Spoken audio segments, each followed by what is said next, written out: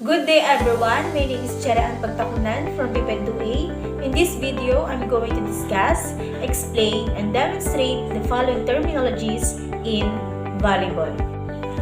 The first terminologies in volleyball is the blocking error. So a blocking error is the touching the net, crossing the center line, blocking a set or serve or any local violations that occurs when making a block attempt.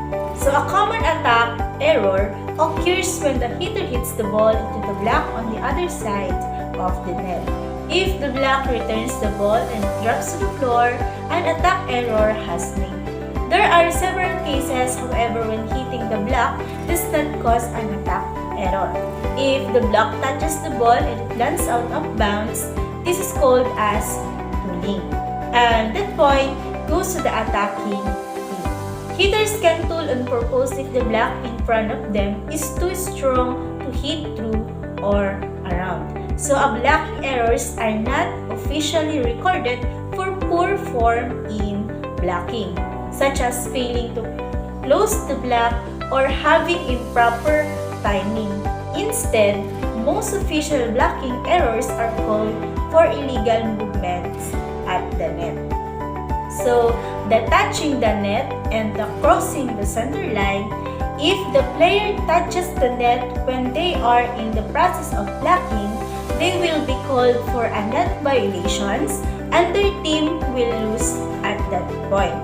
So, similarly, in the crossing the center line, if their foot crosses the center line in the process of jumping or landing, they will be called for a center line violations and lose point. So, these two mistakes most often happen when the players has the improper form in the approach to their block. Second terminologies in volleyball is the free ball. So the free ball is the returning the ball to the opponent without the intent to get a kill, usually as a slow arcing pass or roll shot rather than a spike. A free ball, when this occurs, the team that is receiving the ball will shout out free ball or free to inform the team to back up and get into serve-receive positions so they are ready to get a set up a spike. So it describes how you can attack the ball over the net without jumping or using a spike approach in an attempt to score a point for your team. And when you use the free ball as a hitter, you can actually attack the ball for a point while keeping your feet on the ground and not jumping to use your spike approach to attack the ball. Next is the jump serve. So the jump serve is the serve used as an approach, tossed, take off, and serves the ball with the spiking motions while in the air. So the extra motions generated in a jump serves allows the server to put additional power on the ball, and this can make the serve very difficult to handle for the receiving team. So the jump serve can be an extremely effective type of serve as it adds power and height to a serve attempt. So there are two main types of jump serve. It is the jump float and the jump spin. So the jump float is a type of serves that a player performs in volleyball when the serving player performs a small jump or hop and hits the ball in such a way that causes the ball to have little to no spin on it.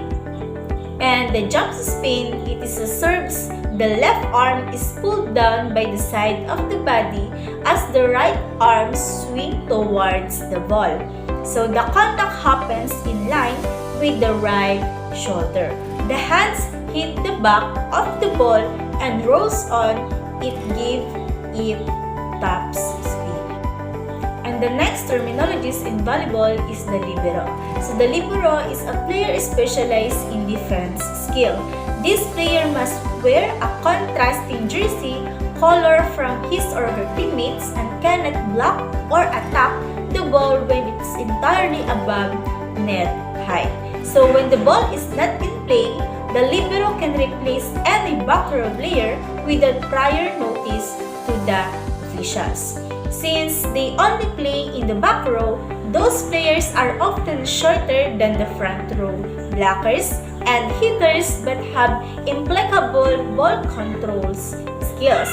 So the position was created to promote ball control.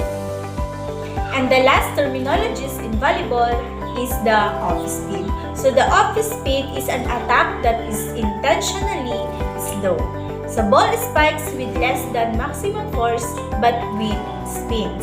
And it also called as a roll shots. A volleyball attack is when a player attempts to attack the ball towards the opponent's sides of the court. And this is the end of my discussions about the terminologies in volleyball. Once again, I'm Chari Pagtakunan. Thank you.